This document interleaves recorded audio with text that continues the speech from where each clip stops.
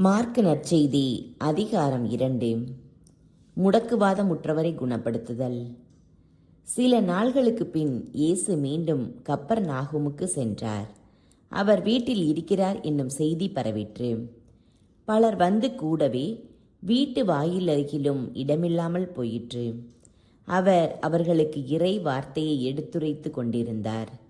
அப்போது முடக்குவாதமுற்ற ஒருவரை நால்வர் சுமந்து அவரிடம் கொண்டு வந்தனர்.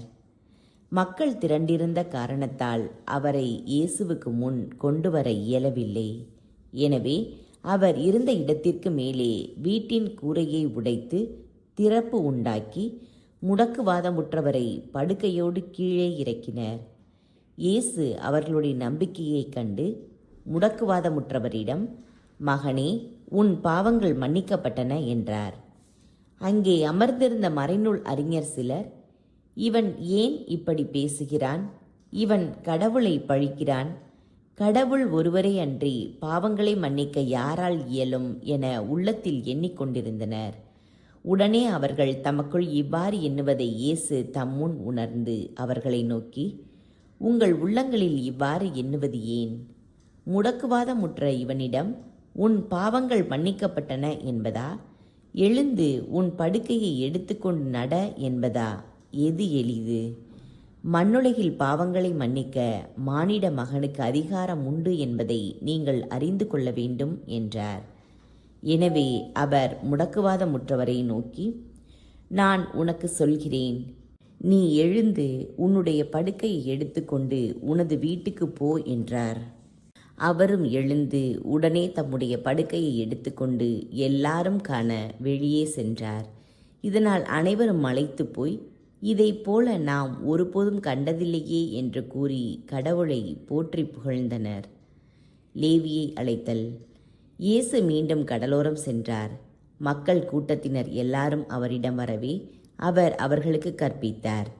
பின்பு அங்கிருந்து அவர் சென்றபோது அல்பேயுவின் மகன் லேவி சுங்க சாவடியில் அமர்ந்திருப்பதைக் கண்டார்.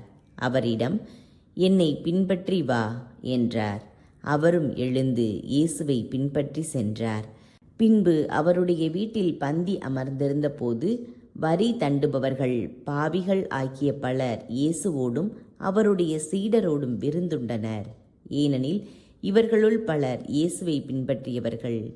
அவர் பாவிகளோடும் வரி தண்டுபவர்களோடும் உண்பதை பரிசேயர் சார்ந்த மறைநூல் அறிஞர் கண்டு அவருடைய சீடரிடம், "இவர் வரி தண்டுபவர்களோடும் பாவிகளோடும் சேர்ந்து உண்பது ஏன்?" என்று கேட்டனர்.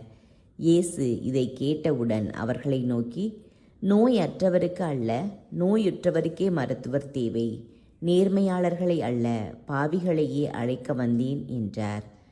நோன்பு பற்றிய கேள்வி. யோவானுடைய சீடரும் பரிசேயரும் நோன்பு இருந்து வந்தனர். சிலர் இயேசுவிடம், "யோவானுடைய சீடர்களும் பரிசேயருடைய சீடர்களும் நோன்பிருக்க உம்முடைய சீடர்கள் ஏன் நோன்பு இருப்பதில்லை?" என்று கேட்டனர். அதற்கு இயேசு அவர்களை நோக்கி, "மணமகன் தங்களோடு இருக்கும் வரை மண விருந்தினர்கள் நோன்பு இருக்க முடியுமா? மணமகன் அவர்களோடு இருக்கும் காலமெல்லாம் அவர்கள் நோன்பிருக்க முடியாது.